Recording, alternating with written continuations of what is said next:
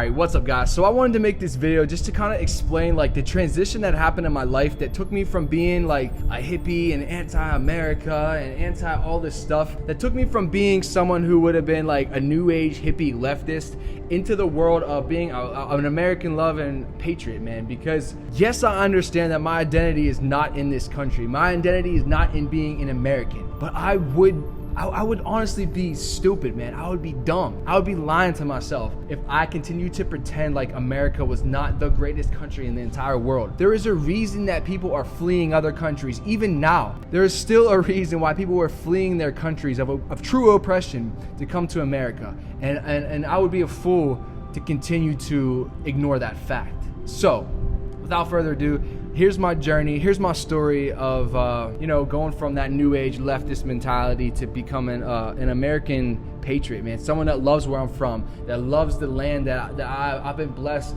to be able to be birthed in. Buckle up, sit back, and enjoy. So growing up, man, I was always kind of like the rebel, rebellious, anarchist type of person, like graffitiing on buildings and just running the streets, being wild and getting into trouble, man. I wanted nothing to do with authority figures, the government, the principals, my parents, any form of like authority figure. I wanted nothing to do with. So naturally, I fell into the world of all like the new age, hippie, leftist type of stuff because on the surface, at least back then, they claimed to be seeking the truth. They wanted to wake people up. They were anti-government. They were the anarchists, man. They were the people that wanted to expose the corruption in the government. And to me, that was intriguing. To me, that drew me in, man. Because there was nothing more inspiring to me when I was a young teenager than seeing people that were like me, that didn't fit the suit and tie status quo mentality, but that were people that kind of looked and dressed and acted like me, that actually cared about real things that were going on in the world, and people that wanted to seek truth in a world where it was like you get your sources of information from the news, the radio, or television. And it was like I finally had a chance to be a part of a community, to be a part of a movement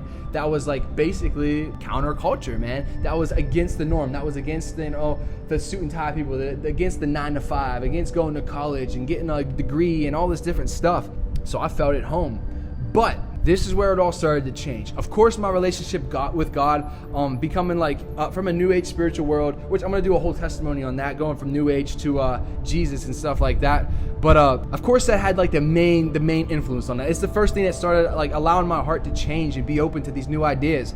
But once it was, I slowly watched these people who were anti-government, who wanted to like build this alternate society, man, outside of what the government wanted. I slowly watched all these new age people become no longer warriors against the government, man. No longer warriors against oppression in the right way, but they became social justice warriors, man. They became warriors for social justice issues, and these social justice issues at the roots, and by the names of them, they seem like they're good things. They seem like they're positive things. They seem like they're to lift up the oppressed, and they're to give justice, seek justice for the people that have never had justice. What I realized, man, because I was on a quest for truth, and I was into people like Alex Jones, and I was listening to the Joe Rogan podcast and stuff that was like expanding my thoughts beyond just this new age stuff completely. And what I started realizing, man, when Donald Trump ran for president, when Donald Trump decided he was going to run for president, I watched these people who were like the true revolutionaries in my eyes, these people that were really gonna like build up and be these like pinnacle people to lead these revolutions. They became the spokesmen for the agendas that the government was pushing.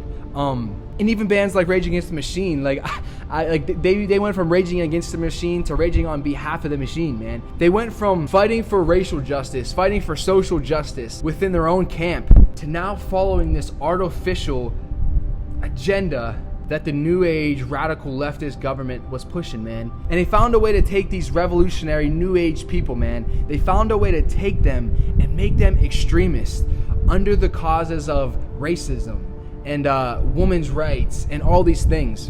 And which, like I said, at the surface value sound great, and they really are great things. But the government came in and took control, man. The government came in and they gave people this artificial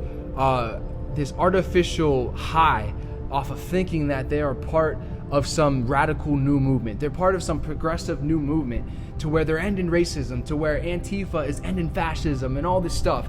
All the while, they were the very things that they were protesting against. They were taking orders from the very people that they were protesting to destroy. They already had the minds of a lot of these people, man. But the nail in the coffin was they finally found their like fall victim. They finally found their person who they can plan or pin everything against, man. And that was Donald Trump. When Donald Trump decided he was running for president, man, they used him as the blonde-haired, blue-eyed devil, and they made racism. They made the idea of racism and the Ku Klux Klan and white supremacy and all this stuff, in which they were the ones since day one, man. They were the ones that have been in politics for 50 years, 30, 40, 50 years, who were the ones who actually created a real system of systemic racism, and they pinned it all. They used Donald Trump as the fall guy. They destroyed him. Day one, he went from being loved by Hollywood and by all of African American culture to overnight being hated and overnight being called Hitler and overnight being called all these terrible things, man. His name being slandered and everyone who supported him. And then this whole ideology started taking over, man. Hate America, hate the police, hate all authority figures, hate anything that's good, hate white people, hate all this stuff because of white privilege and all this crap, man. And it sucks because the people that I thought were gonna fight this revolution, the people that I thought would be for Trump, because I hated Trump at first, man. I used to scream at my dad like until my face was bulging veins, out of my forehead, that he was a racist and how can you support this guy? But I didn't even know why I hated him, man. And when I decided to finally like do some research and like learn what he was actually about and what he actually stood for, it blew my mind, and I was shocked to see that he actually was the true revolutionary. He was the true anarchist that all these people pretended to be. The same way as the collective general society, man, we have allowed crooked Christians and crooked preachers to define what Jesus and what God is to us, man. We were allowing the government to dictate and to determine to us what Trump supporters were as a whole, rather than just the minority of the racist extremists. We were allowing the government to tell us that white people were bad, outside of just the very small minority of people who truly are prejudiced, man. And I realized that there was a war.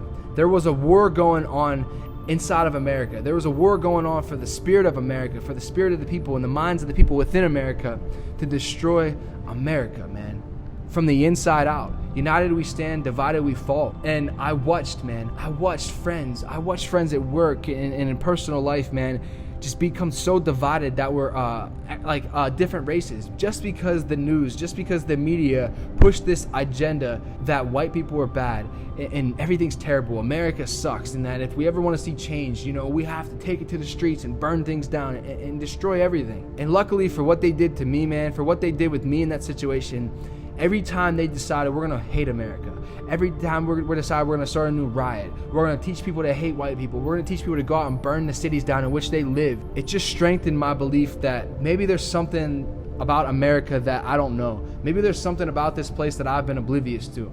And that young naiveness in me, shriveled up and died. And it was this new light to be like, man, they're trying. If the popular thing in society is to go against America, if the popular thing in society is to pretend like we're oppressed and everything is so bad, maybe that's the issue within itself. Maybe the people who are doing this artificial, who are promoting this artificial revolution, maybe they're the problem. And it just opened my mind up, man.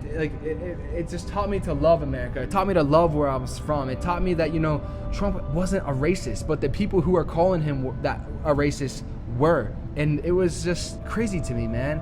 And it was just like, it taught me how to be like a man, because I went from being this victim and wanting everything handed to me as a hippie and wanting no job and all this stuff to wanting to work hard and realizing that if I wanted something in life, I needed to work hard and make my way, make it happen, and stop waiting for handouts, stop waiting and blaming everybody else. And as much as people hate Donald Trump, I used to sit there and listen to his audiobooks at work, man. And I'd be lying to you if I said that he was not, within the last 2 or 3 years, not one of the biggest mentors in my life, man. He wasn't a bad guy. He was maybe back in the day, but I watched him go through the spiritual change, and he's not this bad guy that the media makes him out to be. And America's not a terrible place. Every country has its bad things, but not every country has good things, man. Not every other country has freedom to do the things that we have to do here, man. And like I said, I would have been a fool to continue to go on like a naive hippie, pretending like we had it bad here, man. We don't have it bad here. We have it greater than any country in the world, even to the point that we have the freedom to burn down the cities in which we live in, man. The communities in which we live in, if we disagree with the government or we disagree with what we think is the government. No other country do we have that, man. And we need to start standing up, man. We need to start taking responsibility for our own lives. Stop blaming other people. And we need to stop being afraid to speak the truth. We need to stop being afraid to be patriotic and to love God and to love our freedoms and all the things, all the human rights that God has given us since day one, man. Since the day we were birthed. We have to stop being afraid to harness those things, man. But yeah, that was just a little bit of my journey. Hopefully it wasn't too much all over the place. And yeah, man. We need to make loving our country punk rock again, man. We need to make America great again. We need to make loving America great again, man. And we need to reach out to the youth, because if we don't, man, the people that are running things right now, that are masquerading around as revolutionaries and social justice warriors in the solution, they're going to influence this generation, this younger generation, in such a wicked and evil way, man. And you know, I think we're still in a place where it can be turned around, but that might not always be a reality. So as dark as things get, man, we need to start shining brighter. As more that the world and the people in charge of this wicked world, man, want to dim our lights, we need to shine brighter. We need to shine brighter, because darkness can never destroy light, but light will always light up the darkness, man. There's nothing that they can do to dim our light, but there's a million things we can do to shine that light, man. And it starts with no longer being afraid. Much love, guys. I love y'all, and if you want to see more stuff like this, let me know in the comments below. Peace.